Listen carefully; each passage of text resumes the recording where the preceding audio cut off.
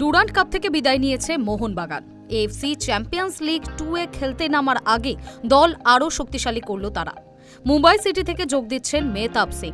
Robson Robinho দ্রুত সই করতে পারেন বলেই জানা গিয়েছে। আগামী সপ্তাহেই কলকাতায় চলে আসার কথা রয়েছে তাদের। মোহনবাগানে মেহতাব আসবেন এরকম গুঞ্জন মৌসুমের শুরু থেকেই শোনা যাচ্ছিল। অভিষেক সিংকে নিঃশব্দে সই করানোর পর অনেকেই ভেবেছিলেন মেহতাব হয়তো আসবেন না।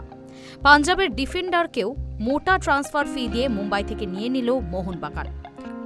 মেহতাব আশায় রাইট ব্যাক নিয়ে সমস্যা মিটতে চলেছে মোহনবাগানের। আশিস রায় ওই পজিশনে খেললেও তার পারফরমেন্স আশাপ্রদ নয়।